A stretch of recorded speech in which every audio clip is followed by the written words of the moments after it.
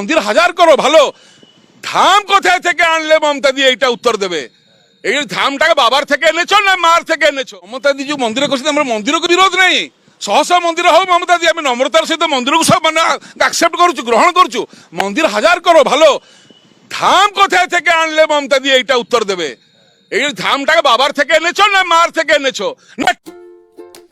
দর্শক, Bangla first news চ্যানেলে আপনাকে স্বাগত।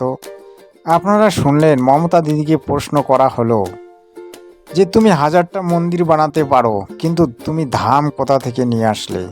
দীঘায় যে তুমি জগন্নাথ মন্দিরটি তৈরি করেছো, সেটা কিভাবে ধাম হলো? ধাম শব্দটির অর্থ কি? এই নিয়ে কিন্তু আমি একটা ভিডিও বানিয়েছিলাম শান্তিবার্তা চ্যানেলে, সেটা কিন্তু আপনারা একবার দেখে নেবেন।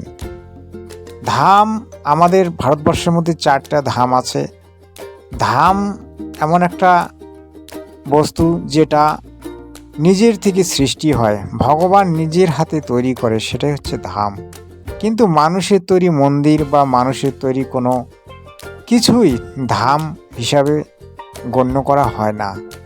যেখানে ভগবান সর্বদা থাকে, যেখানে ভগবানের লীলাগুলি সর্বদা দেখতে পাওয়া যায়, তাকে ধাম বলা হয়। জগন্নাথ মন্দিরে আজও ভগবানের লীলা সর্বদা দেখতে পাওয়া যায়, তাই সেটাকে ধাম বলা হয়। কিন্তু মমতা দিদি একটা জগন্নাথ মন্দির বানিয়ে তিনি সেটাকে ধাম বানিয়ে দিলেন, এটা কিন্তু হয় না।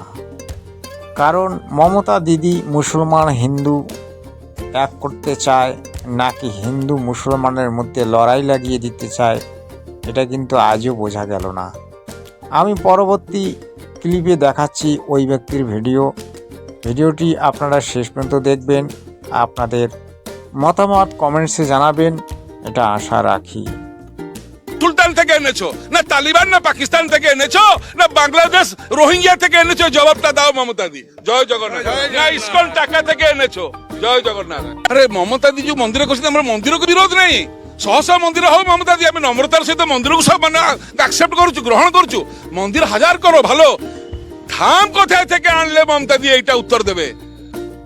বেঙ্গলে কি হচ্ছে সেটা বাংলাভাষী ভালোভাবে বুঝতে পেরেছে, কিন্তু দক্ষিণবঙ্গের কিছু সংখ্যক লোক মমতা দিদিকে ঘরের মেয়ে মনে করে, তাই তারা মমতা দিদির মন্দগুলিকেও সাপোর্ট করে চলে। আমি যেটা বুঝি, আসলে আমাদের বেঙ্গলে রাজত্ব চলছে, যে রাজত্ব মুঘল আমলে হয়েছিল, যেটা ইংরেজ আমলে হয়েছিল স্বায়ত্ত শাসন, অর্থাৎ মমতা দিদি বর্তমানে নিজেকে বাংলার রানী হিসাবে ভেবে নিয়েছে। বাংলার রানী মমতা দিদি, তিনি মনে করেন যে আমি যেটা করব সেটাই হবে, কিন্তু এতটা সহজ নয়। বাংলার মানুষ এখনও মরে যায়নি ভারতবর্ষের মানুষ, যারা রক্ত ঝরিয়ে এই দেশে স্বাধীনতা নিয়ে এসেছে, যারা ইংরেজের বিরুদ্ধে যুদ্ধ করে সংগ্রাম করে স্বাধীনতা নিয়ে এসেছে, তারা কি আজ ব্যর্থ? তারা কি আজ আপনার শাসনে চলবে, নাকি ভারতের সংবিধান অনুসারে চলবে? এটা কিন্তু আপনাকে বুঝতে হবে, আমাকে বুঝতে হবে। দিদির সময় এলে দিদি তো চলে যাবে, কিন্তু বাংলায় যে অরাজকতা, যে স্বায়ত্ত শাসন, যে কুশাসন ব্যবস্থা দিদি তৈরি করে দিয়েছে, সেটা কিন্তু সহজে মিটবে না। তাই একটা কথায় আছে, দেশে রাজা যদি শয়তান হয়, দেশের রাজা যদি দুষ্ট হয়, তাহলে প্রজারাও দুষ্ট হয়। তাই ভাই, ভেবেচিন্তে মমতা দিদিকে আগামী ইলেকশনে ভোট দেবেন, আর মমতা দিদিকে ভেবেচিন্তে দিদি বলবেন। এটাই আজকের আমার মূল বক্তব্য ছিল। পরবর্তী ক্লিপ আমি অন্য জায়গা থেকে নেব, সেটা একবার আপনারা দেখে নিন। ভগবান যা করেন মঙ্গলের জন্যই করেন। কেউ যদি খুব ক্ষুদ্রভাবে বা অল্প সময়ের জন্য ভগবানের চরণে শরণাপন্ন হয়, তার চরণে সমর্পিত হয়, তাহলে তার মহাভয় থেকেও পরিত্রাণ হতে পারে। ভগবান এই কাহিনী থেকে জানিয়ে দিলেন আমাদেরকে। বন্ধুরা, ভিডিওটি কেমন লাগলো অবশ্যই কমেন্টে জানাবেন। প্রিয় দর্শকগণ, এই ভিডিও ক্লিপে আপনারা যা শুনলেন সেটা কি সর্বসত্য? শ্রীকৃষ্ণের মতো ভগবান কি সর্বদা আমাদেরকে রক্ষা করে? আমাদের জন্য যা করে সবটাই কি সঠিক করে? যে করে কৃষ্ণের আশ তার হয় সর্বনাশ, যদি সে না ছাড়ে পাশ তবে হয় না কি সে দাসের দাস। তা ভাই, এই জীবনে যদি আমার সর্বনাশই হয় তাহলে ভগবানের আরাধনা পূজা করে আমার কি লাভ হবে? আমি যদি হাজারটা দুঃখ কষ্ট এই মানব জীবনে পাই তাহলে আমার সুখ শান্তি কবে পাব? যে গৌরবময় মানব জনম, যে মানব জন্মের জন্য দেবতারা পর্যন্ত সাধনা তপস্যা করে, আর জন্তু জানোয়ার তো করেই, সেই মানব জন্ম পেয়ে যদি আমি সুখ শান্তি ভোগ করতে না পারি তাহলে আমার এই মানব জন্মের অর্থ কী? যদি সাধন ভজন করেও আমি কোনো সুখ শান্তি পাই না তাহলে আমার লাভ কী? তাই এই কথাগুলি হচ্ছে লোককথা। এই কথাগুলিকে সম্পূর্ণভাবে মান্যতা দেওয়া একটা মূর্খের ঘরে বাস করা। আমার জগৎগুরু তত্ত্বদর্শী সন্ত রামপাল মহারাজজি বলেছেন, ভগবানের ভক্তি করলে সমস্ত সুখ শান্তি পাওয়া যায় এবং ভগবান সমস্ত ধরনের রোগ ব্যাধি জ্বালা যন্ত্রণা থেকে আমাদেরকে মুক্তি করার চেষ্টা করে বা মুক্তি করে।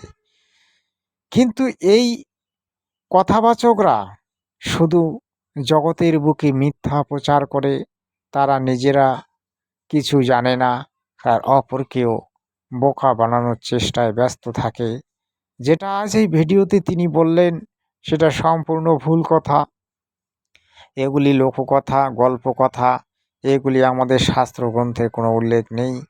একটা ছোট্ট গল্পের মধ্যে বানিয়ে সারিয়ে এরা ভিডিও আপলোড করে আর মানুষকে নরকের পথে ঠেলে দেয়। এই মূর্খরা কবে জেগে উঠবে জানি না, তবে বাংলার মানুষ জেগে উঠবে, এটা সত্য। জেগে উঠুন বাংলার প্রিয় মানুষ, জানুন সত্যটা, সত্য পথে চলার চেষ্টা করুন সদ্ভক্তি করার, যেটা আজ সারা ভারতবর্ষের মানুষ করতে চলেছে। তাই আপামর জনতার কাছে দৃষ্টি আকর্ষণ করে বলছি, আপনারা জেগে উঠুন আর ঘুমিয়ে থাকবেন না। এটা আধুনিক যুগ, এটা সত্য সন্ধানের যুগ, এটা স্বর্ণযুগ। এই যুগে ঘুমিয়ে থাকলে আপনি আবার কোটি কোটি বৎসর ঘুমিয়ে থাকবেন। যার জন্যে আপনি এই মানব জন্ম বারবার পান, সেই মানব জন্মের যে মূল উদ্দেশ্য সেটা পুরা করুন। এই মানব জন্মের মূল উদ্দেশ্য সদ্ভক্তি করে এখান থেকে মুক্তি পাওয়া, অর্থাৎ মোক্ষ লাভ করা। তাই মোক্ষ লাভের চেষ্টা করুন আর মোক্ষ লাভের কর্ম করুন। এই বাংলার যারা কথাবাচক আছে, যারা কীর্তনীয় আছে, তারা আপনাকে বোকা বানাচ্ছে। এই নকলি সাধু, এই ভণ্ড সাধুরা নিজের স্বার্থ সিদ্ধির জন্য আপনাকে ব্যবহার করছে। আপনি নিজে চোখে শাস্ত্রগুলিকে ঘাঁটুন, তাহলে বুঝতে পারবেন। ওই বাংলার কিছু সংখ্যক কালপিটের গ্রন্থ রচনায় আপনারা মোহিত হয়ে পড়েছেন। ওই কালপিটগুলো কোনো দিন বেদ ঘাটেনি, ওই কালপিটগুলো কোনো দিন শাস্ত্র ঘাটেনি। কটি শাস্ত্র সেটারই নাম জানে না। 6টি শাস্ত্র, 18টি পুরাণ, 4টা বেদ, আরও একটা বেদ আছে সূক্ষ্ম বেদ। সে সম্পর্কে তো এদের কোনো ধারণাই নেই যে সূক্ষ্ম বেদ কী। তাই এই কালপিটদের গ্রন্থ থেকে দূরে থাকুন। এই কালপিটরা আধা দূরে জ্ঞান নিয়ে চলে। এই কালপিটের জালে আপনি ফাঁসলে আপনি নরকে চলে যাবেন। কোটি কোটি বছর আবার মানব জন্মের জন্য আপনাকে দাঁড়িয়ে থাকতে হবে, কবে আবার মানব জন্ম পাবেন। তাই এই জন্মে নিজের মনুষ্য জন্মের যে উদ্দেশ্যটাকে পুরা করুন। আমার কথাগুলি অবশ্যই হয়তো আপনারা বুঝতে পেরেছেন, তাই অধিক কথা আর বলছি না। সৎ সাহেব, সৎ সাহেব।